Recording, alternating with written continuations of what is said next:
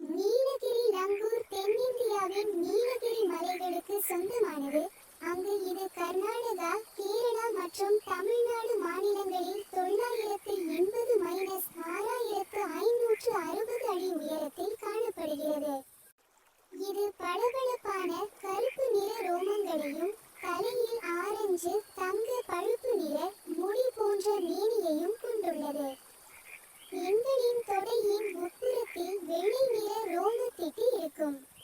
இது பொதுவாக 9 முதல் 10 வரையிலான எண்ணிக்கையிலான குழுக்களாக பருவகாலத்தை பொறுத்து குட்டிகளுடன் அல்லது இல்லாமல் வாழ்கிறது. இதன் உணவில் பழங்கள், தளிர்கள் மற்றும் இலைகள் உள்ளன.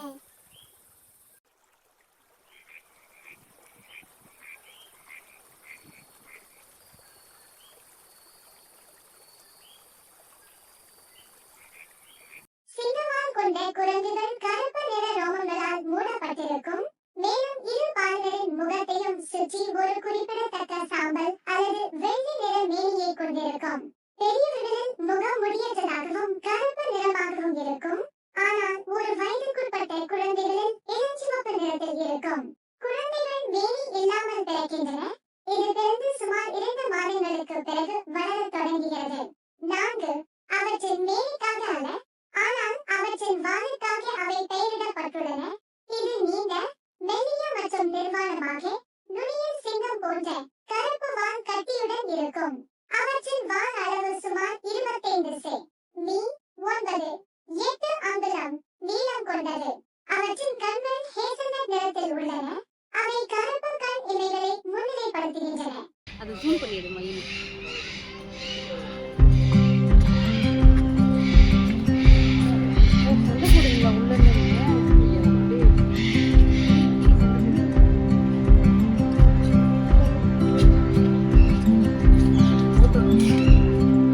ஈமு மென்மையான பழுப்பு நிற இறகுகள், நீண்ட கழுத்து மற்றும் நீண்ட கால்களைக் கொண்டுள்ளது. இது 6 அடி உயரம் வரை வளரக்கூடியது. இது அதிக தூரம் பயணிக்க முடியும். மேலும் தேவைப்படும் போது மணிக்கு 48 கிமி வேகத்தில். வெள்ளி நிற சேவல் என்பது தென்கிழக்கு ஆசியா மற்றும் கிழக்கு மற்றும் தெற்கு சீனாவின் காடுகளில், முக்கியமாக மலைகளில் காணப்படும். ஆண் கருப்பு மற்றும் வெள்ளி நிறத்தில் இருக்கும். பெண் பெரும்பாலும் பழுப்பு நிறத்தில் இருக்கும். இரு பாலினருக்கும் வெறும் சிவப்பு முகம் மற்றும் சிவப்பு கால்கள் இருக்கும். இது அர்ஜென்டினாவின் நியூக்வெனில் உள்ள நஹ்வேல் ஹுவாபி ஏரியில் உள்ள விக்டோரியா தீவிலும் கனடாவின் வான்கூவர் தீவிலும் அறிமுகப்படுத்தப்பட்டது.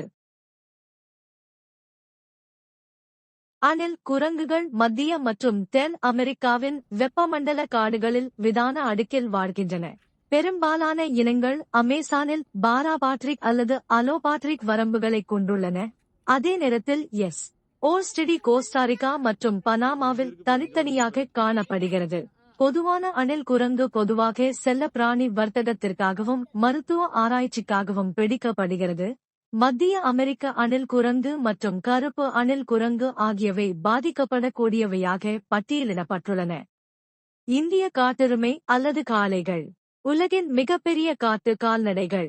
அவை 6 அடிக்கு மேல் உயரமும் 1000 கிலோகிராம் வரை எடையும் கொண்டவை. எந்த வீட்டு காளையையும் விட வலிமையானவை. மேற்கு தொடர்ச்சி மலைகள், நீலகிரிகள் மற்றும் இந்திய காடுகளில் காணப்படும் இந்த ராட்சதர்கள் காட்டின் மென்மையான ராட்சதர்கள் என்றும் அழைக்கப்படுகிறார்கள். அவற்றின் சக்தி இருந்த போதிலும் காளைகள் பொதுவாக அமைதியாக இருக்கும். ஆனால் அச்சுறுத்தப்படும் போது அவை புலியை கூட எதிர்கொள்ளும். இந்திய காட்டெருமை உண்மையிலேயே காட்டின் ராஜா. ஆண் காண்டாமிருகங்கள் அதிகபட்சம் 2 டன் எடையும், பெண் விலங்குகள் 1.5 டன் எடையும் கொண்டவை. அவை பொதுவாக இலை பொருட்களை உண்கின்றன. இருப்பினும் அவற்றின் பின் குடலில் உணவை நொதிக்கும் திறன் தேவைப்படும் போது அதிக நார்ச்சத்துள்ள தாவரப் பொருட்களை உண்ண அனுமதிக்கிறது. அவை உணவை பறிக்க உதடுகளையே நம்பியுள்ளன.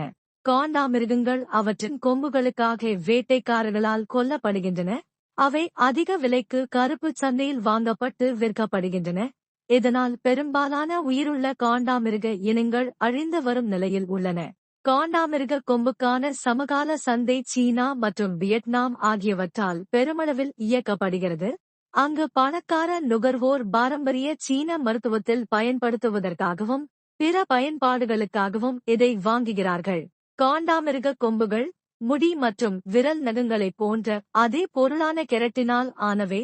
மேலும் எந்தவொரு சுகாதார நன்மைகளுக்கும் நல்ல சான்றுகள் இல்லை. 1970கள் மற்றும் 1980களில் காண்டாமிருக கொம்புக்கான முக்கிய தேவையாக இருந்த ஏமனில் காண்டாமிருக கொம்பு குத்துச்சண்டை கைப்பிடிகளுக்கும் ஒரு சந்தை உள்ளது.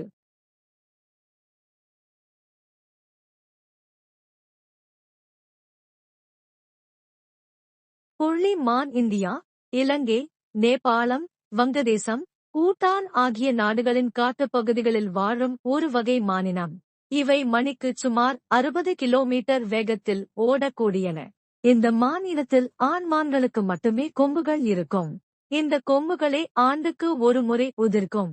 பொதுவாக 3 கிளைகளாக பிரிந்திருக்கும் இதன் கொம்பு 2.5 அடி நீளம் வரை வளரும். 3 அடி உயரம் வரையும் 85 கிலோ எடை வரையும் புள்ளிமான்கள் வளரும்.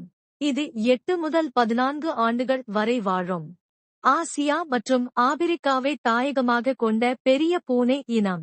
வாழிடம் இன்மை, இடப்பற்றாக்குறை, களவாடப்படல், தோலிற்காகவும் உடலுறுப்புகளுக்காகவும் மேற்கொள்ளப்படும் சட்டவிரோத வர்த்தகம் போன்ற காரணங்களினால் பன்னாட்டு இயற்கை பாதுகாப்பு சங்கம் இச்சிறுத்தை இனத்தை 2008ஆம் ஆண்டில் அருகிய இனம் என பட்டியல்படுத்தியுள்ளது. மணிக்கு 58 கிலோமீட்டர் வேகத்தில் ஓடக்கூடிய தன்மை, பாரமான இரையையும் தூக்கிக் கொண்டு மரங்களில் ஏறும் ஆற்றல் உள்ள சிவப்பு இகுவான்கள் அவற்றின் பிரகாசமான சிவப்பு அல்லது சிவப்போரஞ்சு செதில்களுக்கு பெயர் பெற்றவை. அவை வெப்பமண்டல சூழல்களில் செழித்து வளர்கின்றன. மேலும் அவை ஏறுவதற்கு செங்குத்து இடத்துடன் கூடிய சிறப்பு நிலப்பரப்புகள் தேவை. அத்துடன் குடிக்கவும் ஊறவும் சுத்தமான தண்ணீரை அணுகவும் வேண்டும். போதுமான கவனிப்புடன் சிவப்பு இகுவான்கள் சிறைப்பிடிக்கப்பட்ட நிலையில் 10 முதல் 15 வரை ஆண்டுகள் அல்லது அதற்கு மேல் வாழலாம். சாம்பல் நிற மெல்லிய லோரிஸ் என்பது லோரிடே குடும்பத்தைச் சேர்ந்த ஒரு பிரைமேட் இனமாகும். இது இந்தியா மற்றும் இலங்கையை பூர்வீகமாக கொண்டது. இது வாழ்விட இழப்பால் அச்சுறுத்தப்படுகிறது. வணக்கம் நண்பர்களே. இன்று நம்ம வீடியோவில் பார்ப்பது கங்கை நதி முதலை, அதாவது காவியால் பற்றிதான். இந்த முதலைக்கு நீளமான, மெல்லிய மூக்கு இருக்கும். அதன் பற்கள் நெருக்கமாக இருக்கும். அதனால் இது பெரும்பாலும் மீன்களை மட்டுமே வேட்டையாடும். இதனால்தான் இதை மீன் சாப்பிடும் முதலை என்றும் அழைக்கிறார்கள். ஆண்களுக்கு மூக்கின் முனையில் காரியால் என்று அழைக்கப்படும் வட்டமான வீக்கம் இருக்கும். அதனால்தான் இதன் பெயர் காவியால். இந்த உயிரினம் இந்தியாவின் கங்கை, யமுனை மற்றும் பிரம்மபுத்திரா நதிகளில் காணப்படும். ஒரு காலத்தில் ஆயிரக்கணக்கில் இருந்த இந்த உயிரினம் இன்று 900க்கும் குறைவாகவே உள்ளது. அதனால் இது மிகவும் ஆபத்தான நிலையில் இருக்கும் உயிரினமாக பட்டியலிடப்பட்டுள்ளது. காவியால் நம் நதிகளின் இயற்கை சமநிலையை பாதுகாக்கிறது. இது மீன் எண்ணிக்கையை கட்டுப்படுத்தி நீர் சூழலுக்கு சமநிலை கொண்டு வருகிறது. நீங்கள் பார்க்கும் இந்த அழகிய பறவைகள்தான் ஓவிய கொக்கு. இவைகளின் நீளமான மஞ்சள் அலகும், கருப்பு வெள்ளை கோடுகள் கொண்ட சிறகுகளும், வானருகே இருக்கும் இளஞ்சிவப்பு நிறமும் மிகவும் கவர்ச்சியாக இருக்கும். இவை பொதுவாக குளங்கள், ஆறுகள், ஏரிகள் போன்ற நீர்நிலைகளின் அருகே உணவு தேடி வாழ்கின்றன. மீன்கள், தவளைகள் போன்ற நீர்வாழ் உயிர்களை இவை எளிதில் பிடித்து உண்கின்றன. பேண்டட் ஸ்டார்க் பறவைகள் குழுவாகச் சுற்றி பயணம் செய்வது அவற்றின் சிறப்பு. இயற்கையின் அழகையும் பறவைகளின் தனித்துவத்தையும் ரசிப்போம்.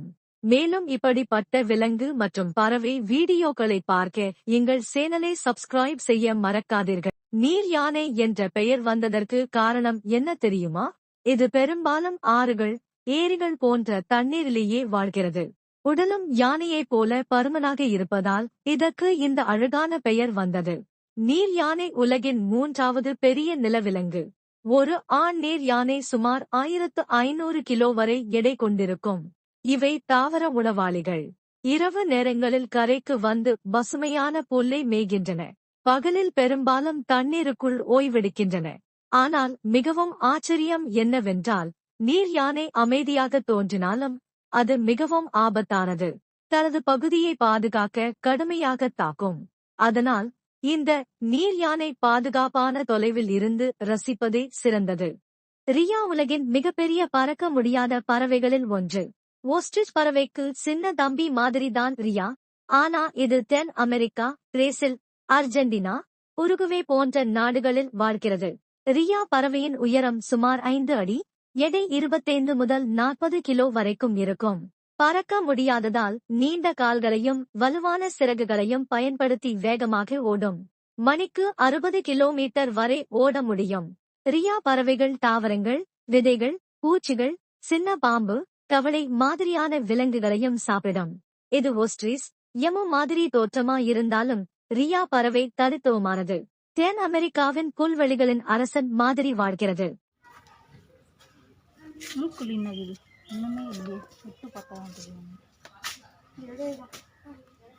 எத்தனைக்கு போறோம்? 5க்கு அந்த பக்கம் 3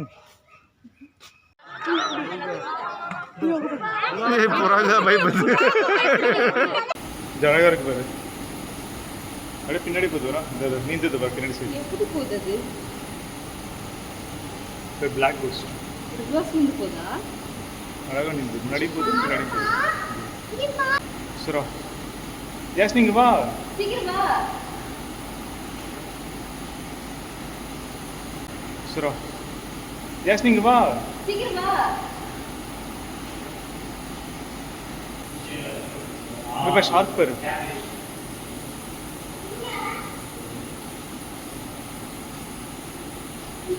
கிரீன் இகுவானா முக்கியமாக மத்திய மற்றும் தென் அமெரிக்கா பகுதிகளில் வாழ்கிறது.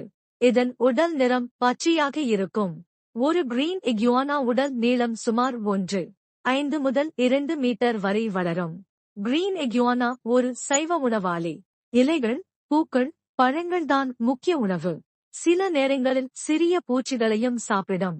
பார்ப்பதற்கு டைனோசர் மாதிரி இருக்கும் இந்த கிரீன் இகுவானா பல நாடுகளில் மக்கள் வீடுகளில் பெட் ஆகவும் வளர்க்கிறார்கள்.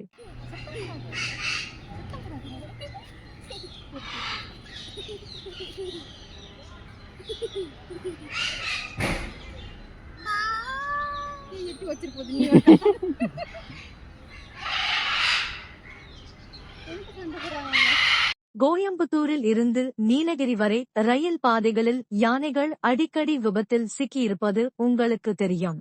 ஆனால் இப்போது தமிழக அரசு புதிய AI கண்காணிப்பு அமைப்பு ஒன்றை அறிமுகப்படுத்தியிருக்கிறது. இந்த அமைப்பு ரயில்கள் வரும் முன்பே யானைகள் பாதையில் இருப்பதை கண்டறிந்து எச்சரிக்கை அனுப்பும். 2024 முதல் இந்த அமைப்பின் உதவியால் 500க்கும் மேற்பட்ட யானைகள் பாதுகாப்பாக ரயில் பாதையை கடந்துள்ளன. அதிலும் முக்கியமான விஷயம், கடந்த 9 மாதங்களில் ஒரே ஒரு யானையும் உயிரிழக்கவில்லை. இது உலகத்திலேயே யானைகளுக்கான மிகப்பெரிய பாதுகாப்பு முன்னேற்றமாக கருதப்படுகிறது. இப்படி நம்ம நாட்டின் விலங்குகள் பாதுகாப்புக்காக தொழில்நுட்பம் உதவுகிறது என்பது நம்ம அனைவருக்கும் பெருமையாக இருக்கிறதே. இன்னும் பல சுவாரஸ்யமான விலங்கு தகவல்களுக்கு நம்ம சேனலை சப்ஸ்கிரைப் பண்ணுங்க. நன்றி.